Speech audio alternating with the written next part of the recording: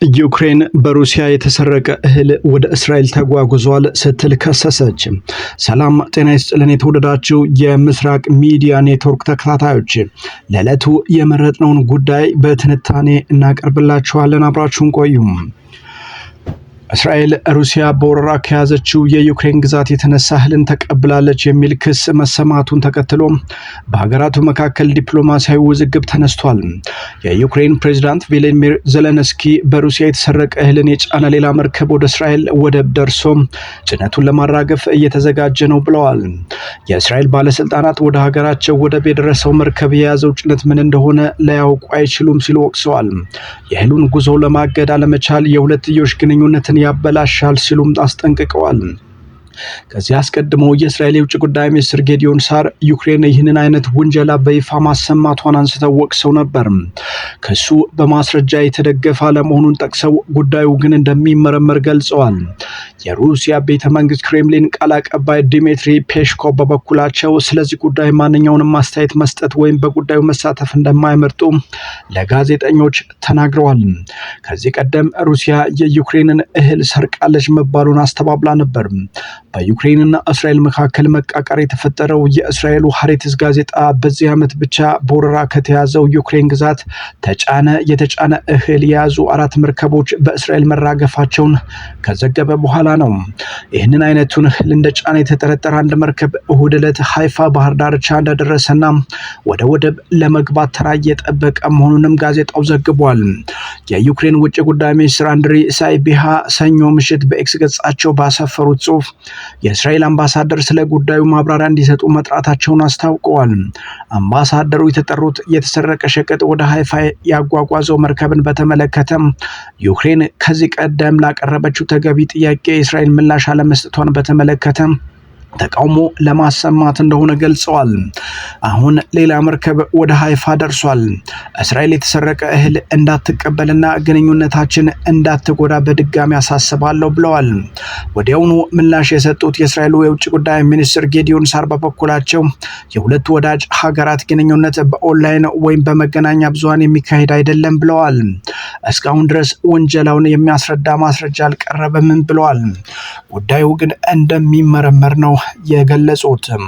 ዛሬ ጠዋት እሰጥ አገባውን የተቀላቀሉት የዩክሬኑ ፕሬዝዳንት ዜሌንስኪ በበኩላቸው ይህ ህጋዊ ንግድ አይደለም፣ ሊሆንም አይችልም የሚል መግለጫ አውጥተዋል። ዩክሬን ይህንን ክስተት ለማስቀረት አስፈላጊውን የዲፕሎማሲ መንገድ በሙሉ እንደተከተለች የገለጹት ዜሌንስኪ ይህም ቢሆን ግን ሌላ መርከብ እንዳይጓዝ አልተደረገም ብለዋል። የእስራኤል ባለስልጣናት ዩክሬንን ያከብራሉ፣ እንዲሁም የሁለትዮሽ ግንኙነታችንን ከሚያበላሹ ድርጊቶች ይቆጠባሉ ብለን እንጠብቃለን ሲሉም አክለዋል።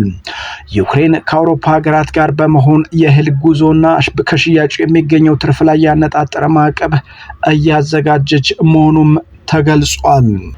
በሌላ ዜና ኪም ጆንግ ኡን በዩክሬን ጦር ላለመያዝ ራሳቸውን ያጠፉ ወታደሮችን አወደሱ።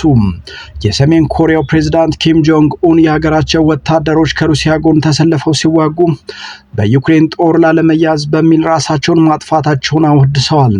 ኪም ወታደሮቹን ታላቅ ክብርን ለመጠበቅ ያለምንም ማመንታት ራስን ማጥፋትን እየመረጡ መሆናቸውን በመግለጽ ጀግኖች ሲሉ ጠርተዋቸዋል። ኪም ጆንግ ኡን ከሩሲያ ጎን ተሰልፈው ከዩክሬን ጋር ሲዋጉ ቦምባቸውን በማፈንዳት ራሳቸውን የገደሉ የሰሜን ኮሪያ ወታደሮችን በማወደስ ለረጅም ጊዜ ሲጠረጠር የቆየውን የጦር ሜዳ ፖሊሲ አረጋግጠዋል። የሰሜን ኮሪያው መሪ በዚህ ሳምንት ባደረጉት ንግግር ታላቅ ክብራቸውን ለመጠበቅ ሲሉ ራሳቸውን ለማጥፋት የመረጡት ጀግኖች ናቸው ብለዋል።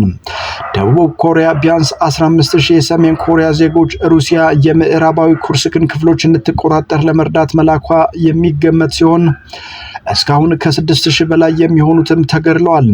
ፒዮንግያንግም ሆነች ሞስኮ ቁጥሩን አልረጋገጡም ተብሏል።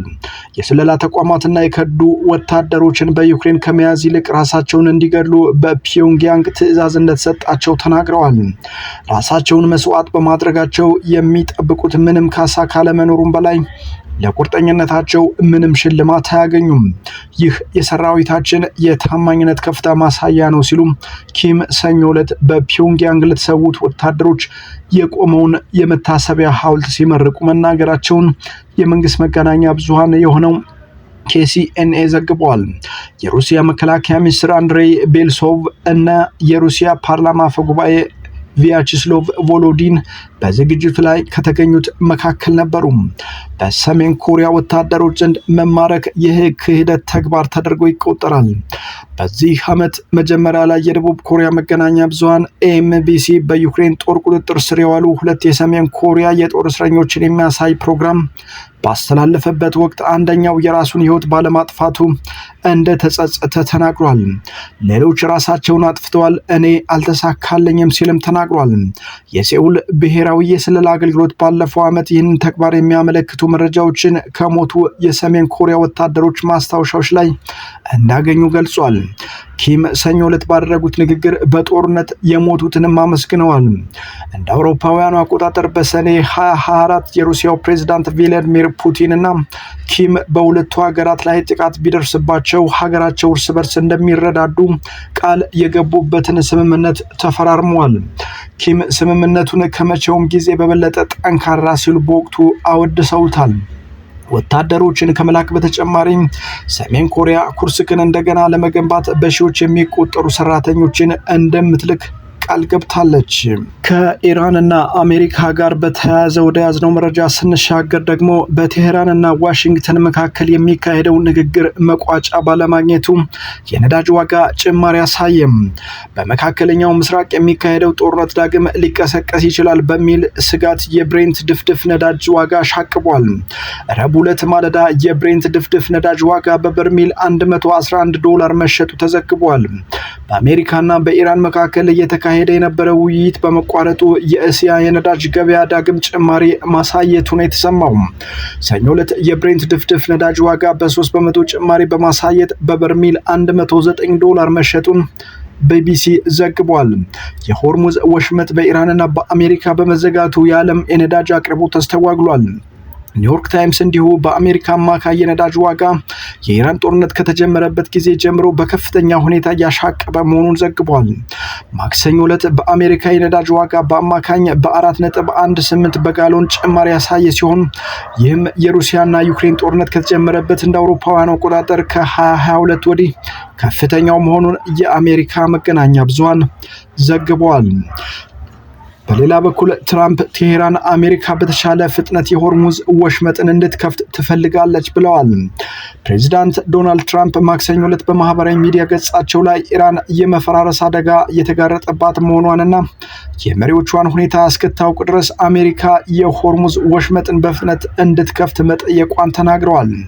ትራምፕ በትሩዝ ሶሻል ገጻቸው ላይ ከኢራን ጋር መልእክቱን መቼ እንደተለዋወጡ ያልገለጹ ሲሆን ከቴህራን ወገንም የተሰማ ምላሽ የለም። ኢራን የመፈራረስ አደጋ የተጋረጠባት መሆኗን ነግራናለች። የመሪዎቻቸውን ሁኔታ እስኪለዩ ድረስ ያን ማድረግ ይችላሉ ብዬ አምናለሁ። በተቻለ ፍጥነት የሆርሙዝ ወሽመጥን በተቻለ ፍጥነት እንድንከፍት ይፈልጋሉ ብለዋል። ሮይተርስ ለዋይት ሃውስ በትራምፕ የማህበራዊ ልጥፍ ዙሪያ ላቀረበው ጥያቄም ወዲያውኑ ምላሽ አላገኘም ተብሏል። ትራምፕ ኢራን ለ2 ወራት የቆየውን ጦርነት ለመፍታት ባቀረበችው አዲስ የመደራደሪያ ሐሳብ ደስተኛ ለመሆናቸውን የአሜሪካ ባለስልጣናት ለሮይተርስ የዜና ወኪል ተናግረው ነበር። የተወደዳችሁ የቻናላችን ተከታታዮች ለሰዓቱ የመራረጥናቸው ዓለም አቀፍ ጉዳዮች እነዚሁ ነበሩ። ጤና ይስጥልን።